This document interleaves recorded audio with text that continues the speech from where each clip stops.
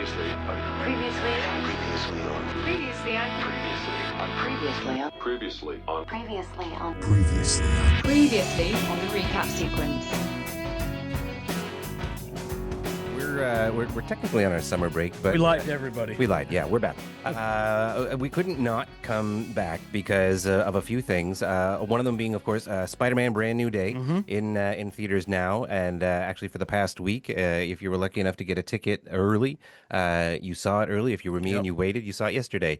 Also, last weekend, San Diego Comic-Con, lots of Hall H announcements that we cannot ignore. Actually, it was the weekend before. 2 weeks ago. Been 2 weeks ago. So this is new news getting old. So we had to come back. We had to cancel our vacations and hop back on with Brent O'Hara. Thank you so much for joining us during the summer. Of course, I know you're just as excited to talk about this as we are. I am, yes. Yeah, great to be here with you guys. Yeah, very excited. We just had our annual Cousins weekend where a lot of us who we have a big family and we're all comic. There's a lot of comics going on in our family reunions, let me tell you. And it's so great. The next generation, they're all just as much into comics as we are, which is awesome. Nice. Good, as they should be. We don't want this to die off with us, right? That's right. That's right. We can only carry the torch for so long. We need to hand this off to the next generation. Pass that baton successfully, right? Thank you for what you're doing, Brent. Hey, and I did want to mention, I know this is going to, this will air later on down the road for all our social media, but good luck. Congratulations to Cal Johnson and the group today. Decaf is today. Oh my! Down at Alderney Landing. If you've never gone, it's a hell of an event. Cal puts on a great show all weekend. So if we get a chance next year, we've been. Yes. And Brent, I think you've been a couple times. I've never been in person. Oh wow! No, okay, no, but I would love to. It's funny. We just picked up our daughter at the Halifax airport last night because she was coming home from a trip to get some stuff sorted out for her college. Oh wow! Yeah. And so I could have made it. We could have had. I could have made her stay overnight. Live on location from Alderney Landing. Nice. I will get there, and I'm grateful for your reminder because I will go on to the East Coast Comic Expo social media, and I will share that event is going on today because actually a couple of your guests from this year's event are there today. Jeff Isherwood, Troy Little, and Brenda Hickey they're all going to be there. Yeah, I think Andrew Clark, I saw him making a post, so I think he might be there as well. So yeah, there's always a great crew of East Coast creators, and we're all about promoting the East Coast creators, and so this is a great super event, and go and enjoy that if you're in the Halifax area. So we had a meeting with Brent a couple of weeks ago, yes, which basically brought all this because we were initially going to have Brent on in September, and with everything that was happening with Hall H that day, the announcements, and you had brought up one thing when we did our interviews at East Coast Comic Expo, which are coming as well, by the way.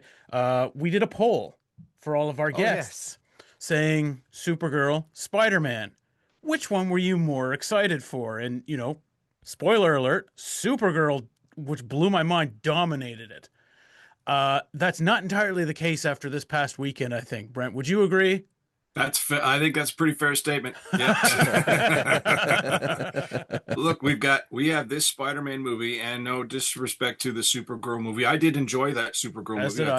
I thought it was really enjoyable. It was a sort of a smaller tale told in that gritty style. And it was fun, but boy, did it not compare box office wise to this Spider-Man movie, because it got through the weekend, and then that following day hits $1 billion. It beat the U.S. Avengers Endgame opening record for a Marvel movie, and that's saying something, and you know what, that makes me so happy because there was a lot of when you get 30 some movies into a series, you're going to get some people who are going to trail off. But boy, is this shown that the passion and the enjoyment, the excitement for a Marvel Spider-Man movie. Boy, is it still going strong. Well, and I'm glad you mentioned, kind of how like it was almost like a sigh of relief, I think, to go see this movie for me. I've like, 2/3 of the way into it, I really felt like this train is really, not that it was off the track, but it's really on the track. It's like it's this was a purposeful movie. The cameos were meaningful, targeted, and required to set up some of the next events. Hmm. And I didn't find that there was a lot of fluff just for the sake of having it. They managed to be very indulgent in the cinematography and some of the photography moments that they had in there in all the best ways. So yeah, I think they really kind of hit all the notes for me. What do you think, Ryan? I absolutely loved it. I loved the fan service that they did out there, with the cover shots from certain things really early. Because we had heard, oh, we're going to see all of these things. I mean, to finally see what they're going to do potentially with Mm, Tombstone, I think that one yeah. just it opens up doors there. But it was also to me, this was the Spider-Man movie I've been waiting for since the first Tobey Maguire one. Because let's face it, we got a very different Peter Parker in this. We kind of, where we jump ahead, we actually see he's actually a smart guy. He knows what he's doing because, Civil War, Infinity War, in even like Far From Home, it's very Tony Stark-esque, right? Because all of his stuff is Tony Stark material. Whereas now this is what I've been waiting to see, and they really delivered it this time. Right on. I agree with that, and I know that there were some Spider-Man fans that were less excited about that aspect of it. Uh, I think when you're able to look at the entirety of the tapestry of this storyline as it goes forward, and you've got this young Peter Parker who is a burgeoning genius, and so the resident current geniuses of the time are like, this kid's got something special. So, it's in a way it's perfect. You've got a Hmm. Yeah. Tony Stark kind of recognizing that, and leaning into the Straczynski run that they had done in Spider-Man, where they prior to Civil War in the books, where they had this really this camaraderie, this dynamic between them that was really neat. And then that kind of blew apart in Civil War. But I love that they kind of paid homage to that. But I understand too how Spider-Man fans are going to be like, Peter Parker's supposed to be a genius. He's supposed to be, Yeah. because he builds all his own stuff. And now you get, like you're saying, you get to see him in that environment. He's got but it's modern, modernized technology. He's got his 3D printer printing circuitry. He's got his AI, interface, just like the standard that's been set with Jarvis, what Tony had. And so he's got his own setup doing all this stuff. And it's like, okay, Peter's on his own. He is his own man. And in a lot of ways, and this movie really plays on that. But yeah, getting to see this Spider-Man, in New York, he's kind of the loner. This is the sort of Spider-Man that you saw. And there are many eras of Spider-Man that felt like This is the this. street level. Yeah. This is the street level Spider-Man, and you get that aspect of him, and which a lot of folks are going to really relate that to a classic kind of Oh yeah. Spider-Man.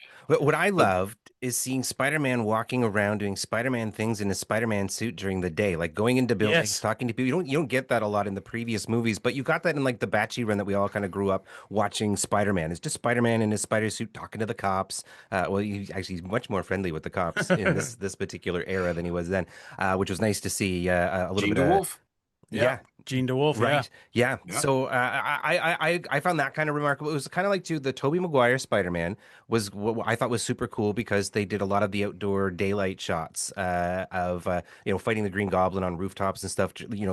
And with all of that wonderful lighting of natural daylight. I mean, obviously it's in a soundstage, but Spider-Man it wasn't so dark. Hmm. And so they managed to kind of do a balance of that. They had him kind of cloistered into these dark, lonely spaces. At night. But when he's doing his job during the day, he's out in the bright daylight. He's wearing the suit, not taking the mask off, and just kind of trotting into buildings. I just thought that was something we haven't seen much of. Was just Spider-Man being Spider-Man. right on. The And only boy, thing, go sorry, the ahead, only thing Ryan. I wanted to just bring up with that, and this was, I was trying to figure this out and they didn't really explain this, is where does he get all the money for this? Because if you think back, and I'm not trying to compare Maguire to the Holland Spider-Man, right? They're two different things. But we got the sense with the Tobey Maguires, he's having to take, where's the photographer part? Right, because that's his always, job. yeah. How's he making money to afford this whole setup, literally in this attic on top of the in his apartment building? Well, and technically, he doesn't have a job with Yeah. Daily Planet because Cleaner. the cleaner is the Fredericton local. Yeah, yeah, Bugle. yeah. There we go. That's it. Daily Planet. Wow. Okay. Whoops. Wrong. But yeah, he's been forgotten, right? So Jameson doesn't know Peter Parker from a hole in the wall. Nobody does, and there's no byline Peter Parker for taking photos. Anyway, we'll talk about a little bit. There's some things about that I had questions about as we watched the movie. Like how he was forgotten as Peter, but not Spider-Man. But anyway, we'll get into that too in a bit. Well, the technology aspect of it too. I'm trying to recall in the last Spider-Man movie, because he had Tony Stark's box that essentially was the 3D printer of the technology, and so what did he? I mean, I know that the building kind of blew up and that, but maybe he salvaged it from there. But that's a really good question about where he's getting his equipment and such. But Gene DeWolf seems to be a big supporter of him. Yeah. And that's great. I love that. That goes right back to Marvel Team Up, which, boy, did this movie feel like a Marvel Team Up, didn't it? Yes. It did. So it had, and that was the other part. It was like, it wasn't an Avengers, but it was, again, it was kind of like these, brushes against New Avengers and Defenders, and and that New York connection of having like Frank Castle, like just knowing we don't have Daredevil in there, but you've got the Hand, you've got some of this Hell's Kitchen that it allows if they want to bring him over. It in, and there was one moment where I thought, and I was so glad the way that things came about towards the end, where he ended up having to fight the Hand, because there was this kind of moment where I thought, oh, all these cameos just happened in a blink, and now they're working for whatever this Department of whatever Damage control. Yeah. So obviously, I missed out on the sinister subplot until it was revealed to me who was the bad guy. So that was well done too. But yeah, at first I thought, oh no, did they just do this in the trailer and that was it? And then finally we did get all those elements too. So it's like that cool Infinity War trailer that they showed where you see the Hulk running in the background with the group, but it's actually just shot for the trailer. It doesn't actually happen. And that's another character that I was so glad we got to see, was the Hulk portion of it with Banner, and then we got to still see Smart Hulk, and then we got to see original Hulk. And I'm loving the fact that these guys were able to bring it full circle for the Hulk character finally. Yeah. Okay. Yes. So I want to touch on the Hand before we move into the Hulk, because you guys just brought that up. And I thought it was, we watched the Ms. Marvel TV show.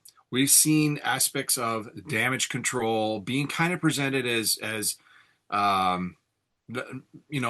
always the good guys, right? But in this show where you have as soon as they start saying the Hand, they're not so bad, they're working with us now. And it's like, okay, there's a tip off. I was like, oh, okay, all right, so something's going on here with the Hand working with damage control. I was like, oh, okay.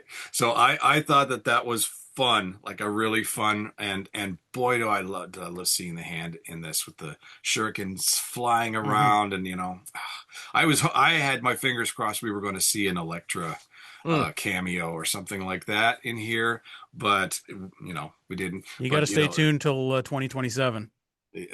Yeah, well, that's right. So March, we're supposed to be getting some, Daredevil coming up next year. I love this kind of line, and boy, if they can play into that a little bit, call out events, deepen those connections like they used to. Anyway, really looking forward to that. Yeah. But yes, the Hulk. So something that I wanted to ask you guys what you thought about, because, and related to directly to the Hulk to me, was, so you have Hulk with this inhibitor on, And this seems to be, this is a core tenet of the story they're telling here. Hmm. Is there inhibitor? Hulk Yep. is wearing this to keep himself from hulking out. But then Peter is like, he's really interested in this because he's mutating, and he wants to get it under control. And it seems like there was this theme in this movie of everyone kind of telling him, well, yeah, you could do that, but maybe you're supposed to allow yourself to change. Why? But why? Like repeatedly Yes. through the movie, it's like, but maybe you're stopping a change that's supposed to happen, like you're Yeah. stopping this evolution of. So one, that's an interesting take just even in itself, which I'm sure there's discussions on both sides of that at a grander scale. But for then cycling this back, because we see this evolution of Spider-Man, we see an evolution of Spider-Man, and there's this notion of he kind of lets go, and he allows himself to evolve to this next phase. Okay, go back to Hulk, who's been inhibiting himself all of this time. Can you apply that same argument to Bruce Banner? Has he been, and is that what they're part of what they're setting up? This idea that, you've been stopping this change, stopping this evolution, you've been stopping this from happening all this time, and then much longer than Spider-Man here, and then you are all of a sudden you see him Hulk out, and Smart Hulk out. Yeah. Spider-Man saying, I've never seen you gotten this big before, Yes. and they really stayed on that moment where the Hulk is kind of looking at Spider-Man, and he's hearing Spider-Man tell him that, I'm your friend. And so you're left wondering what's going on in Hulk's mind here, because clearly something's going on there, and you have to kind of guess it where he's at. It's so interesting, I found. And then he lets himself go, and he doesn't continue attacking Spider-Man. He lets himself go with the rest of the building and stuff. But to me, that this was one of the big takeaways from this movie for me. And I want to get your guys' take on this. But this idea that the Hulk, maybe are they teasing an evolution for the Hulk? What do you guys think? I agree. The thing that always confuses me in this evolution of Hulk stories is Mark Ruffalo keeps saying it's his last movie, and we're not doing this again. And now Doomsday is going to be his last movie. Yeah, but remember, Mark Ruffalo can't say whether because he gives it away. They must just that must be what he's allowed to say. But yeah, there was a definite shift in this particular Hulk, in that he was, his crazy Hulk, because that was something like he'd been Smart Hulk. I don't know that Peter knew Crazy Hulk. Never crossed paths. He's never run into that. So then you've got crazy, hulked out Hulk, who's hulked out more than anyone's ever seen him, have this conflicted look on his face finally. And and you're right. This whole change and accept the change every time those Aunt May sequences as well. Like she's just basically in the accept, that you're going to change and things are gonna, have to be different. And then eventually with we're doing spoilers, right? Oh yes, so you've had a week. So then Jean Grey has her conversation, and there just seems everybody's got to be kind of okay.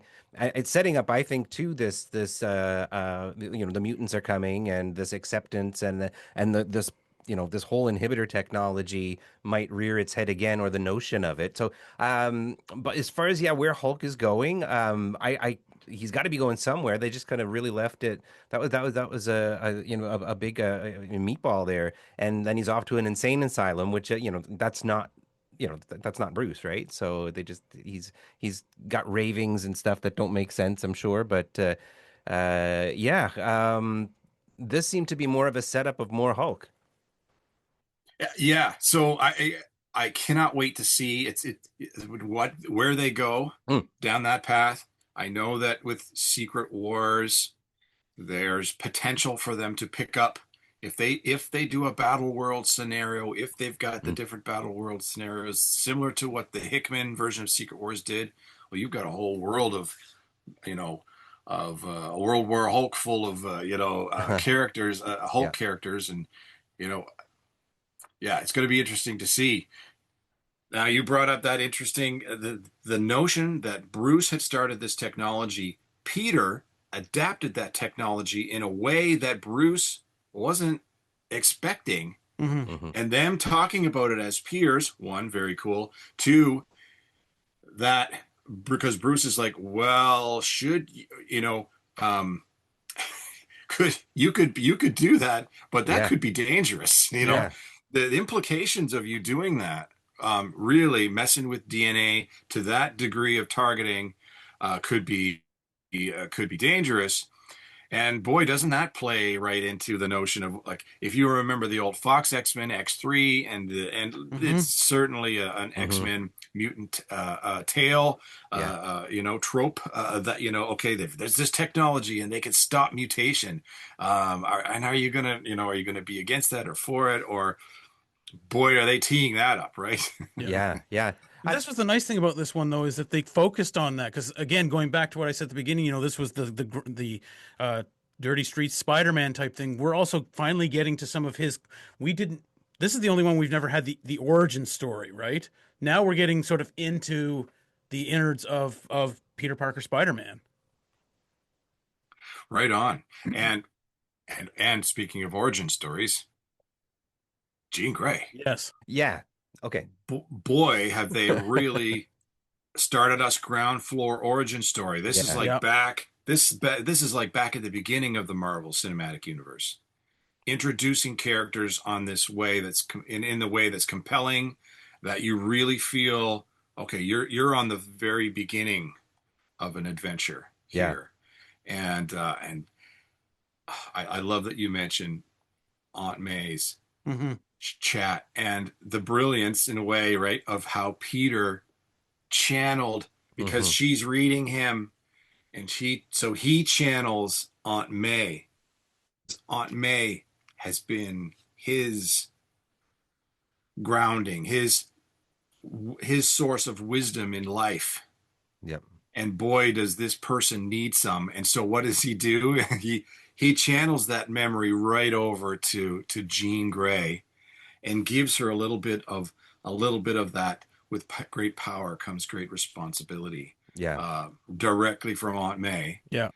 And wow, was that ever influential too in this story? So what does that tell you, though, as to how powerful Peter really is? Where telepaths have very limited. Well, this telepath, anyways. We haven't met the big telepath yet, but what does that tell you? I mean, how powerful he really is. He went full spider, right? Like he's evolved, right, to something completely different as well. Like his spidey sense. I will say this one more kind of throwback to the whole Batchy Spider-Man. Every time his spidey sense went crazy and he grabbed his head and did this, did it not look a lot like the old animation from the Ralph Bakshi? It didn't have the lines, but just like when he's he's been clobbered or something, like he always grabs his head the same way. They did like a really good job. That was a really good kind of throwbacky kind of thing too.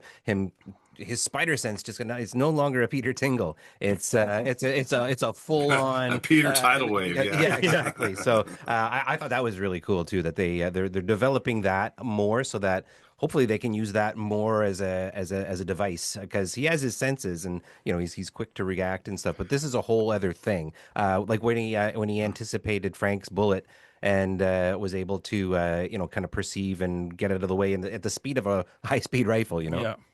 100%. And doesn't this feel like Spider-Man? It's almost like, again, a brand new day for the story. Like you get to feel that. All right, so we're kind of on a new path now. New powers, it's a new thing for him to deal with. What's this going to evolve into? You get this sense of, okay, well, where's this going to go? With just even Spider-Man himself, this is his fourth, certainly more than that appearances, but as far as the Sony movies go, and boy, Sony's got to be pretty happy.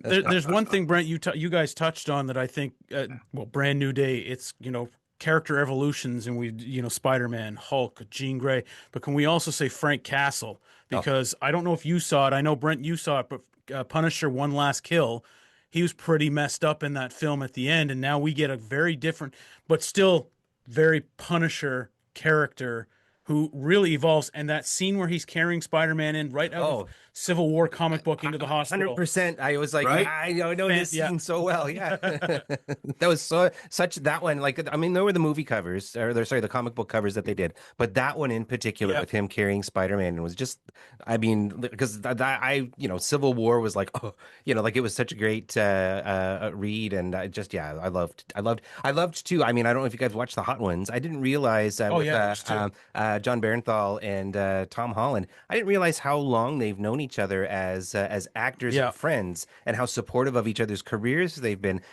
So their chemistry was just amazing to see. I don't know, like I was not expecting that. It was one of the great things about this film is I expected to see a lot of pop-ins and connections and stuff, but I did not that particular relationship. I was not anticipating that. So that was a real treat for me.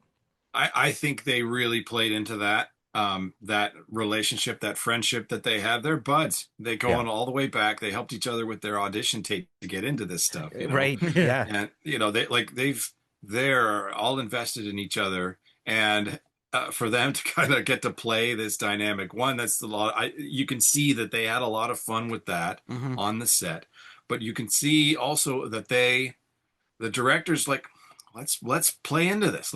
We get more and more. Like they, including probably the one line that I was like about in the whole movie was Peter going, Frank, are you crying?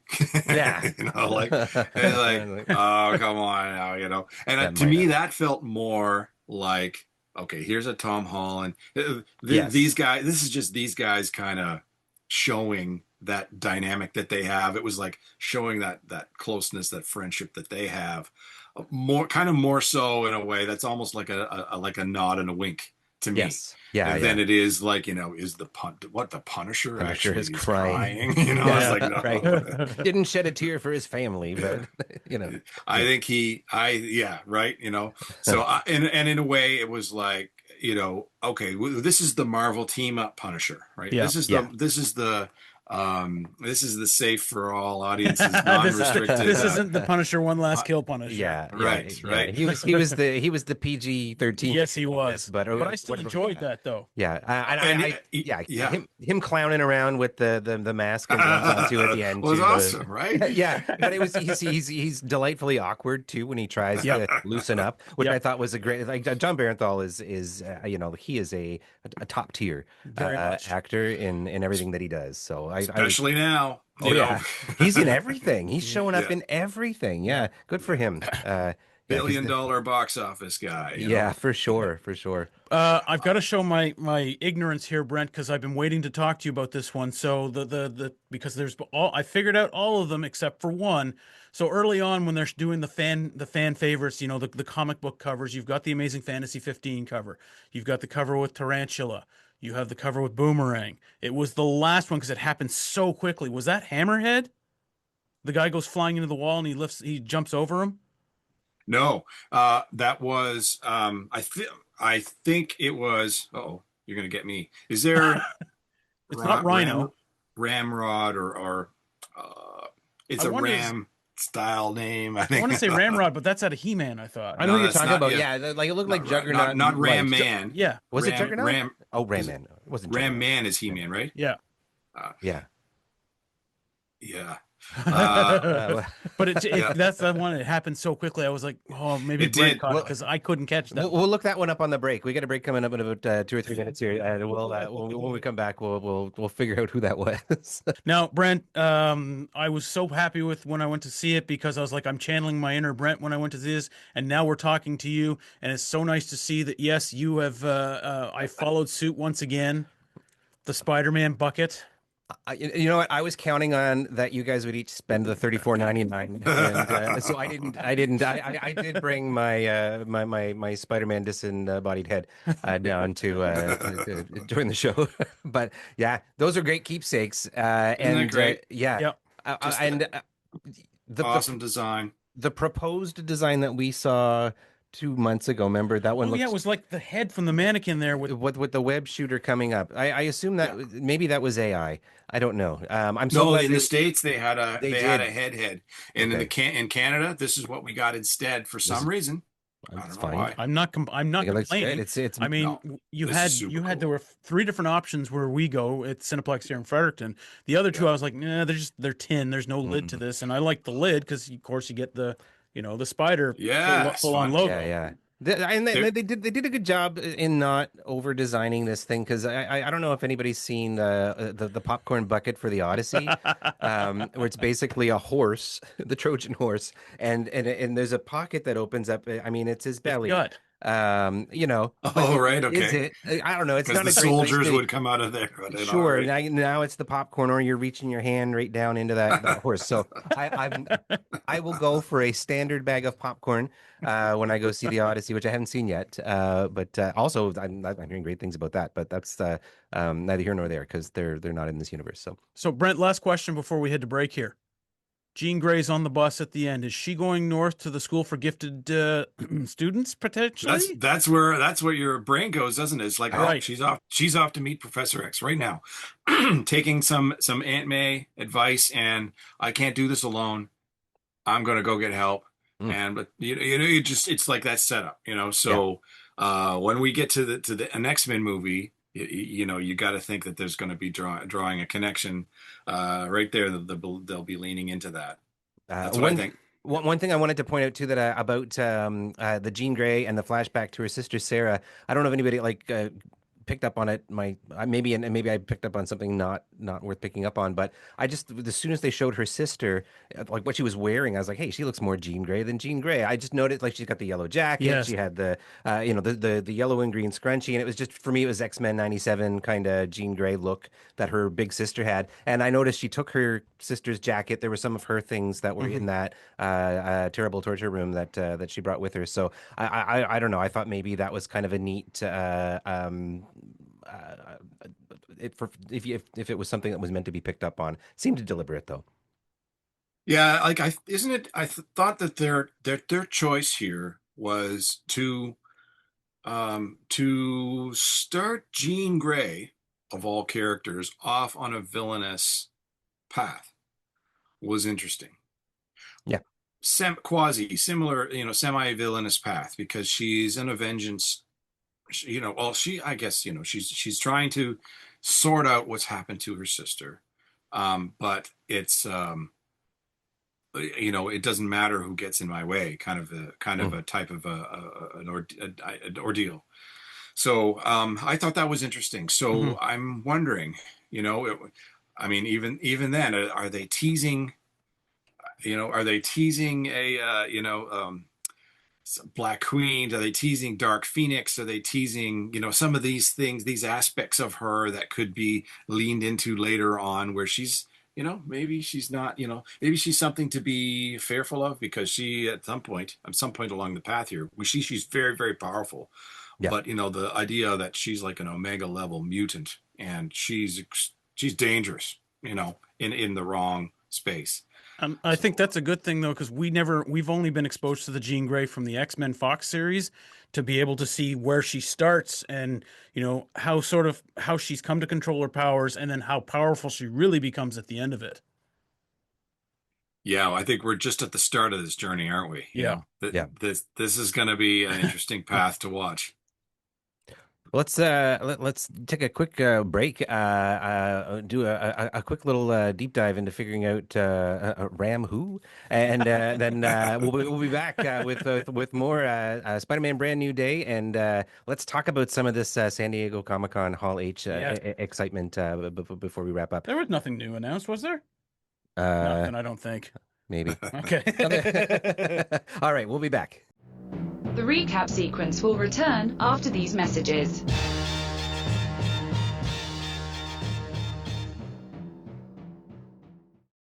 Hey, this is Jamie, And this is Ryan. and we're the Recap Sequence. Be sure to tune in to us every Wednesday night on CHSR 97.9 FM or online at chsrfm.ca at 7 p.m. Atlantic, 6 p.m. Eastern. And if you don't catch us live, you can catch our podcast on Spotify, on Amazon, anywhere you get your favorite podcasts. And we also have a YouTube channel you may have been watching. And if not, you should be. Catch us on YouTube at Recap Sequence. So And subscribe. Subscribe. Yeah, please.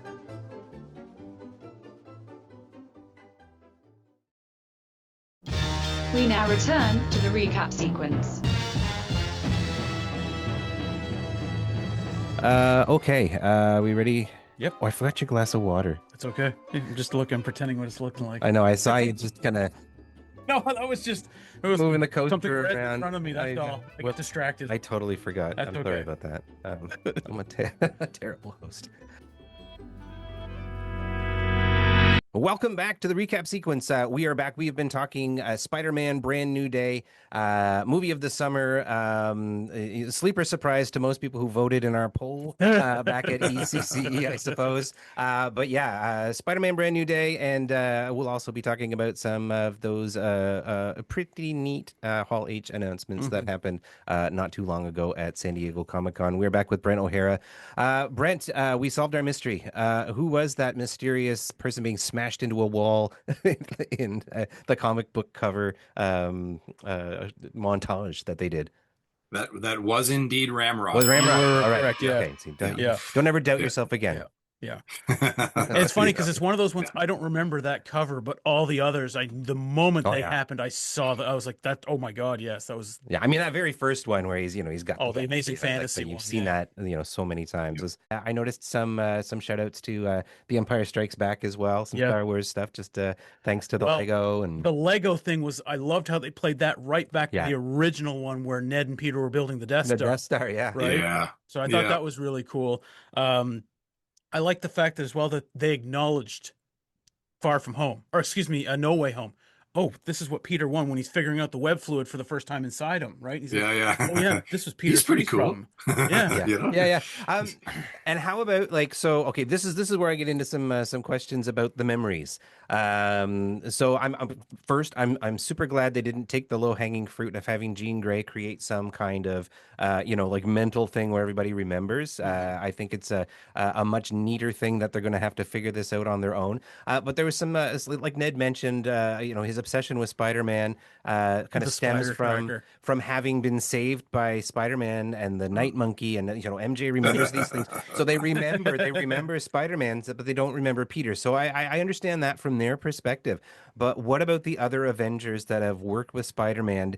Did Spider-Man manage to keep his identity that secret to the other members of the Avengers? Like I know Tony knew, I know Happy knew. I'm assuming, like Peter My Quill, understanding, everybody forgot who he was. Right, but like Doctor Strange would have had to forget Peter Parker, but would they not remember working with Spider-Man during all of these events that they went through? And how do they reconcile that? Not knowing his name. Black magic. Yes, that's the magic has filled in all of those Hulk cracks so that you hit Doctor Strange and which is also interesting about kind of the Hulk aspect of it. Him, you're wondering, well, what's Hulk? Any of these characters, who do they remember? Who remembers what? Right. And it's so interesting that you have the Black Widow in her cameo. That was good. Yes. She's great. Yeah. In like a Russian bathhouse or whatever, or in New York or whatever, like in a sauna place there. It really is your office. Yeah.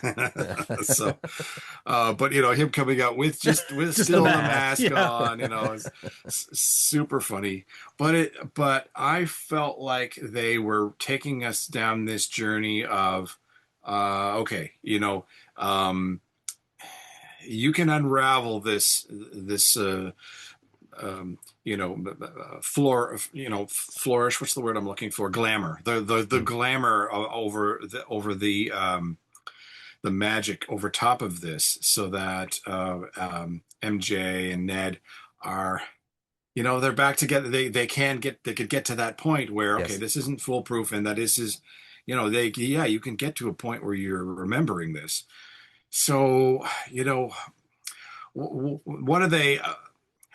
It's interesting that they had this kind of happen coming out of the last movie. It did afford him to have this period of several years where he is Spider-Man just on his own in New York doing Spider-Man stuff and getting this. Was that all it was? Is just to get us to this opportunity to have a classic Spider-Man for a while and transition us, but then, wanting to be able to bring back his core crew. So they do. And so now they're kind of together again, which is, it's satisfying in its own Yes. way, right? The friends are back together.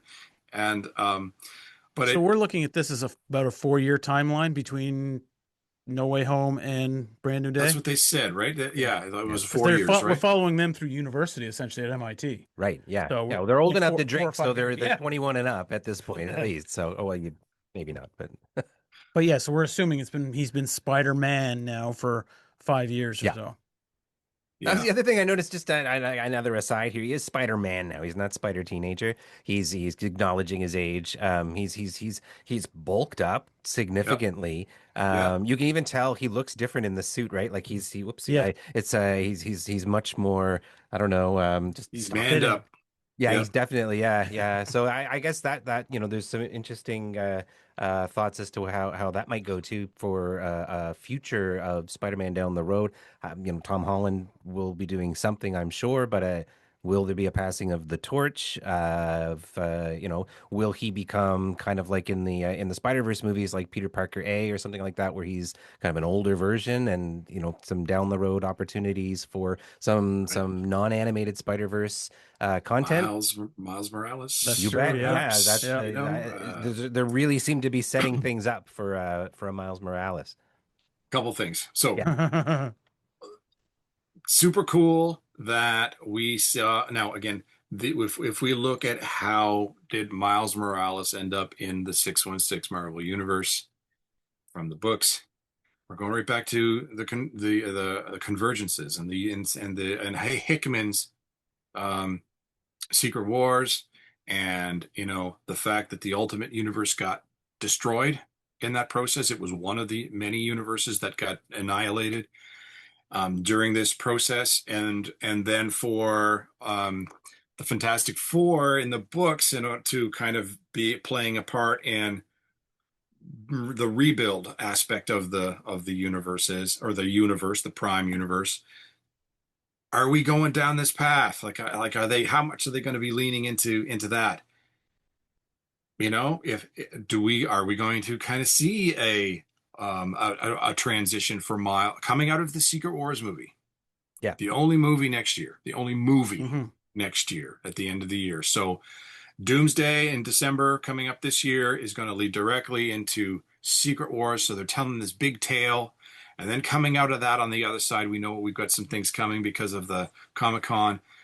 But it's a perfect avenue for Miles Morales to kind of find his way into. And again, this is just fan speculation. Will they go that route or not? But it certainly touches right on what you're mentioning. Yeah. There, as far as where do you go with a Peter Parker who's a more adult Peter Parker? Will we get a married Peter Parker Spider-Man? Because there was years and years of that. Yeah. Because we see in the Marvel Cinematic Universe, we see people grow up. We see people get older. That's just how it is. So it seems like they've only got this small window to kind of touch on these particular eras in these characters' lives. Or do they stay along the line of Brand New Day comic books, where he hasn't been married since, and MJ's had multiple boyfriends and whatnot, and so's Peter, for that fact. So yeah, like some people don't like a married Spider-Man. Some fans don't like that. They like, but what will they do in this? Hickman gave us married Spider-Man in the new Ultimate Spider-Man story that he wrote, the 12 issue one, which was really cool. That was a really well done storyline. Yeah, I've not read that. I've got the books. Oh, you're in for a treat. They're in my stack. Yeah, I don't know that the cinematic audience would want Peter and MJ dating around all that much. And I again, we don't want to always, default to fan service when it comes to making a movie. But when it comes to telling this particular story, I think they've set things up, a little too well. To let us down like that going forward. You don't think they're going to get together? I'm revealing my bias here, right? When I say let us down. But for me, I was like, oh, good. There's a thread of hope here that, like they get, Ned, something clicked for him at the end. How much we don't know. Did it though? Well, I mean, he knew his name was Peter, I guess. He wasn't like Peter and then Peter.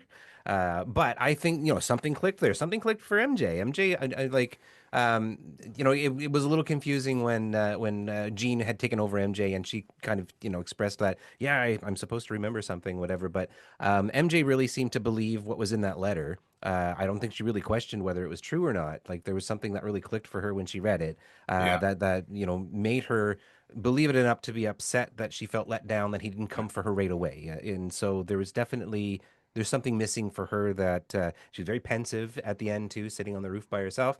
So like I think, I don't know they would go the route of. I don't think they will. I think they set it up in such a way that they don't have to go that route now. They remain the friends that they are. Yeah. From the comic book. I think that's the storyline they're going to follow. I'm okay with that. So am I. But I'll counter that by saying that they also very much could, because of kind of what you're saying, is like they're finally back together again. Like it means they could go down that path, because what was, and again, like, will they or won't they go that route is going to be an interesting thing for them to see. But do they get to touch on that period of their lives? Yeah, anything could happen coming out of Secret Wars. So this is going to, we don't know how they're handling Secret Wars. So let me ask you this then, Brent, because we can sort of segue into the Comic-Con stuff here. The end credit scene at the end of Spider-Man. Mm-hmm. Is this basically telling us we're not going to see him again until December of 27 in Secret Wars? My response to that is yes.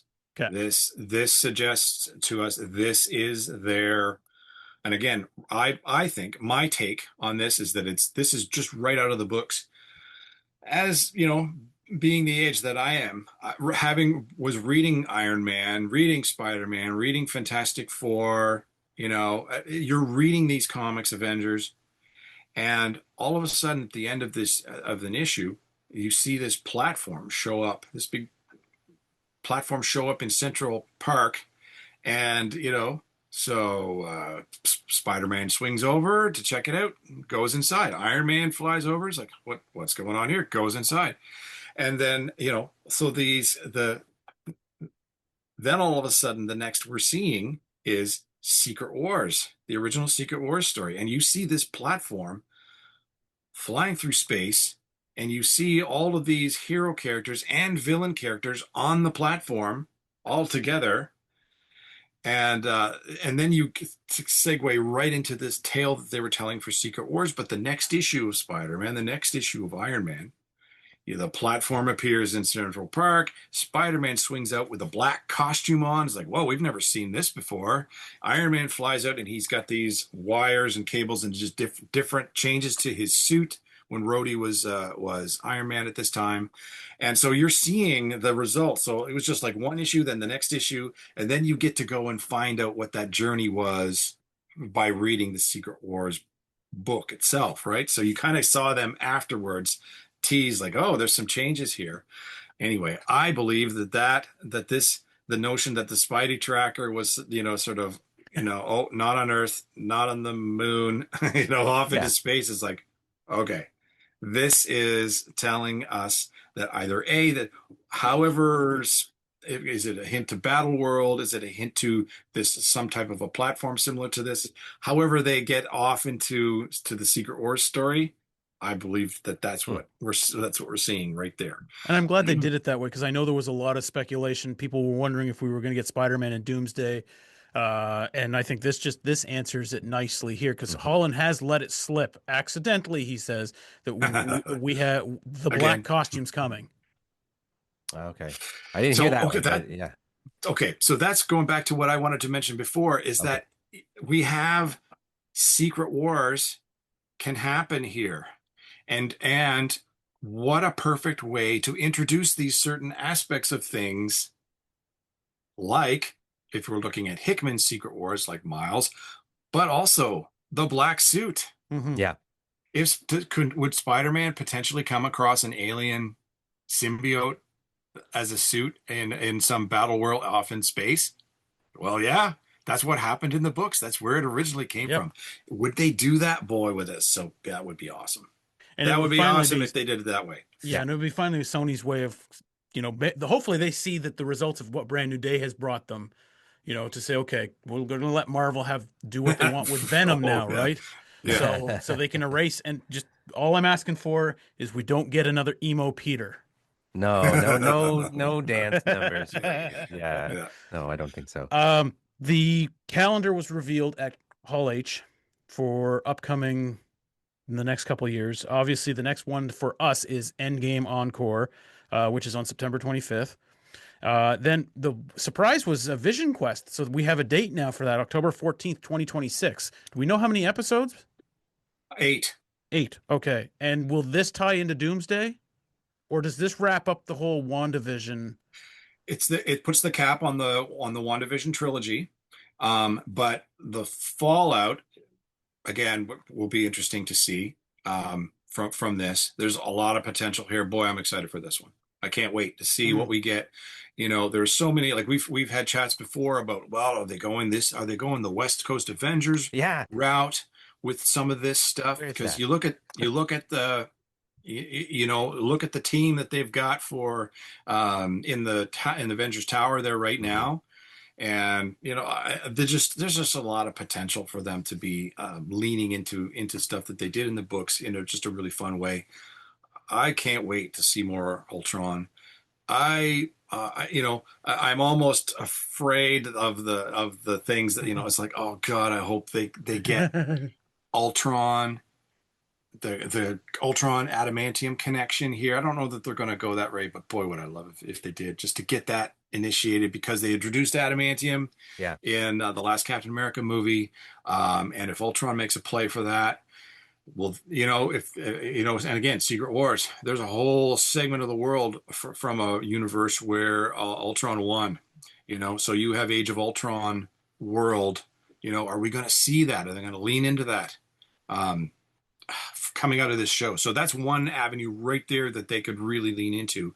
They could tease us with a little bit of Ultron here, just to get us back into that thought of Ultron. And then if we see that come Secret Wars, if we see an Age of Ultron part of Battle World, that would be just great. Following that, well, of course, it's Doomsday. We got the trailer out of Comic-Con. We got a lot of stuff out of that people were like super excited about. The Shang-Chi and Gambit showdown that we get, plus the big reveal at the end. Cap back? Yeah. Rumors speculating that that's going to be Nomad. They've said as much as said it. The actors themselves have certainly leaned into that. Now, is it a deliberate mislead, or are they trying to, this gives them something to lean into? Well, yeah, Cap certainly spent some time not as Captain America per se, but as Nomad, and so that's a perfectly fine thing. But again, we're leaning into stuff here where potentially they could have gone, if they had to continue with the Kang story. They had this set up where Kang was recognizing this, but now it's like Doom is recognizing that Steve Rogers, the whole him on the time heist, having kind of gone and stayed. And there's this notion that we're getting that that caused some problems. So it's all Steve Rogers' fault. All of this. That's it. And so if this is all Steve Rogers, and if you were a fan of the Avengers Earth's Mightiest Heroes animated series, which was awesome, you can see what they're leaning into.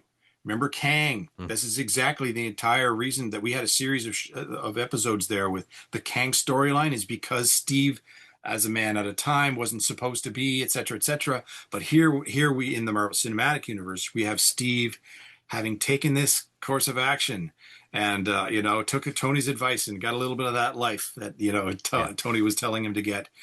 And this apparently has potentially caused some multiversal issues. Yeah. This pulls, we see Loki in the trailer, which is very cool and interesting, for Time Variance Authority connections. He's back with the Authority, it would look like.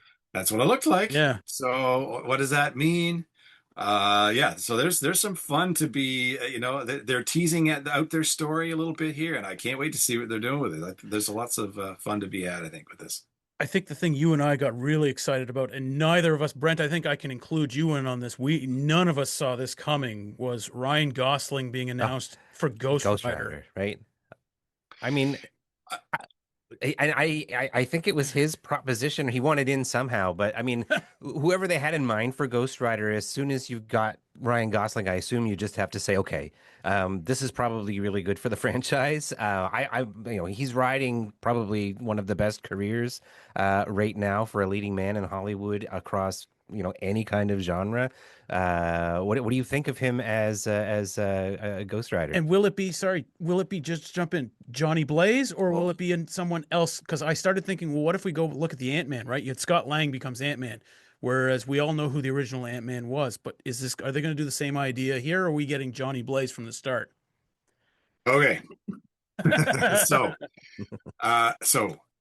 some context here, just my brother Jody is as big a Ghost Rider fan as I am an Iron Man fan. Okay. Wow. So Ghost Rider goes all the way back for us in our comic fandom to when we were, before we could read. So now when Ghost Rider came to theaters at that level of technology for CG, very cool. But at the same time, Nicolas Cage as Johnny Blaze wasn't a really great fit. Yeah. To put it mildly. Now, those movies are their own kind of, they've got their own following, they're their own thing. But as far as Johnny Blaze goes, I would say not a great casting. Yeah. Ryan Gosling is great casting for Johnny Blaze. But you raise a valid point.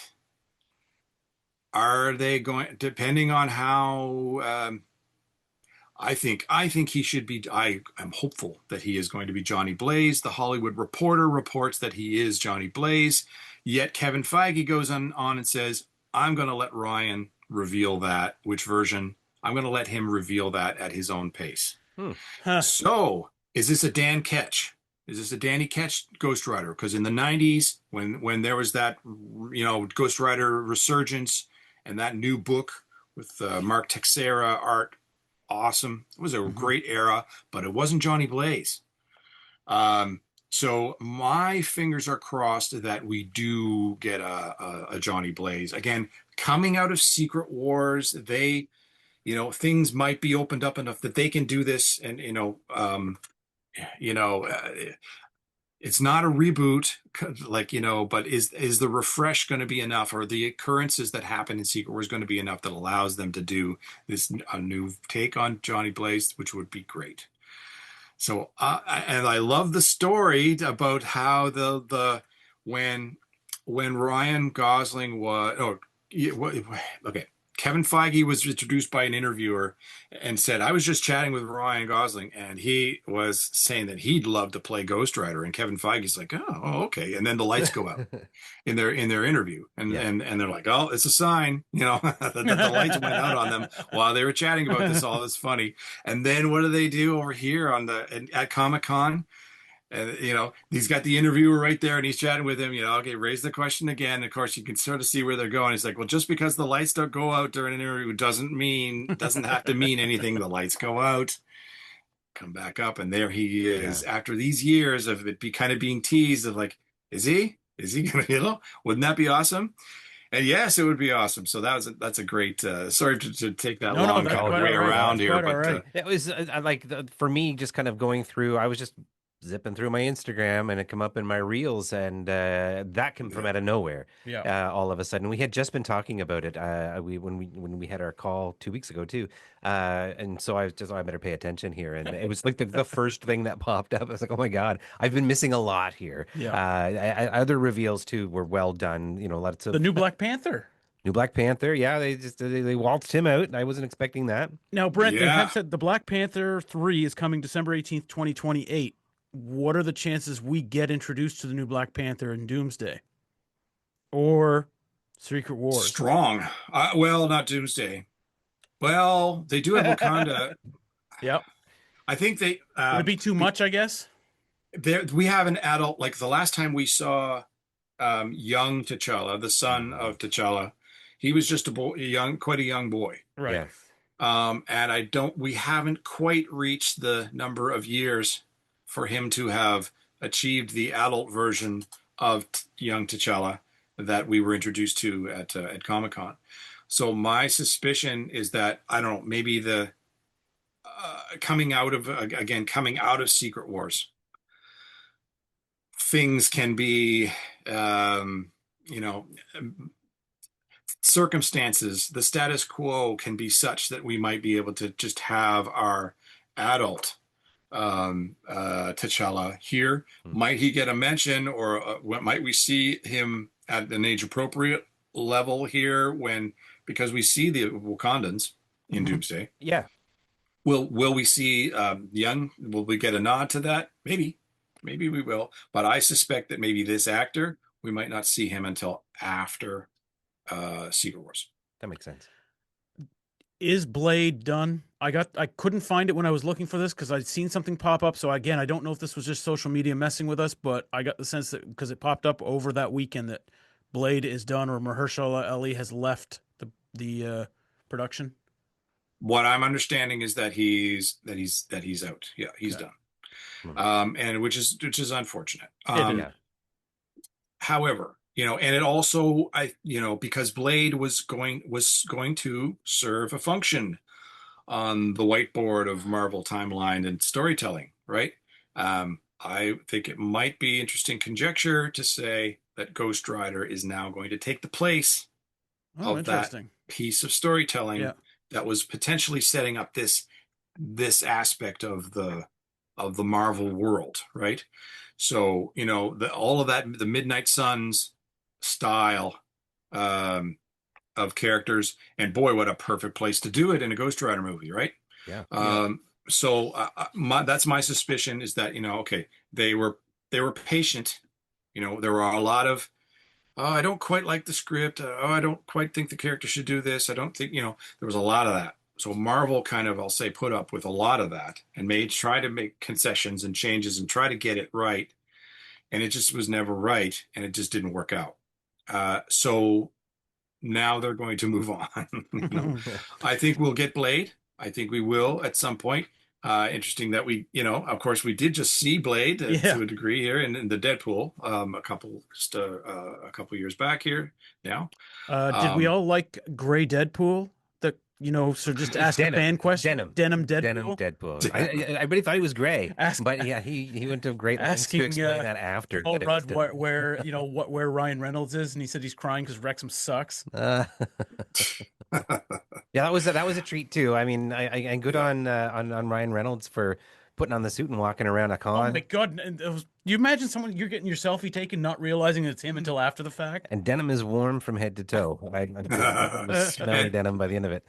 And if there isn't a finer commentary on the fandom than this, but it's equally split between people saying, "Oh, this confirms that Deadpool is going to be in Doomsday and Secret Wars," and then there's other people saying, "Oh, this confirms that he is not going to be in either of those two movies." And there's like the fervent of, "Oh, okay, it's confirmed both ways," Yeah. because he does say, essentially, he's saying he's not in it. Yeah, right. But how much is that a ploy? Exactly. The fact that he's actually there and making a big show out of all of this is like, well, some people are saying, well, why would they do that if he wasn't in it? So so it doesn't answer anything. It just becomes kind of a fun. That's Kevin Feige having fun at all our expenses. Yeah. Listen, last question then for you, Brent. December 18th, 2026, Doomsday. December 11th, 2027 is Secret Wars. There is nothing. And there is one thing. Daredevil season 3 comes out Right. spring. We're getting March, we're getting the Defenders in there, like Luke Cage, Iron Fist, and Jessica Jones. Jessica Jones, thank you. They're all there. But that year, literally, we go a year with no other Marvel in there that we know of. What does that tell you about how Doomsday ends, prepping us for Battle or Secret Wars, which is done by the Russos as well, correct? Yeah. Okay. Yep.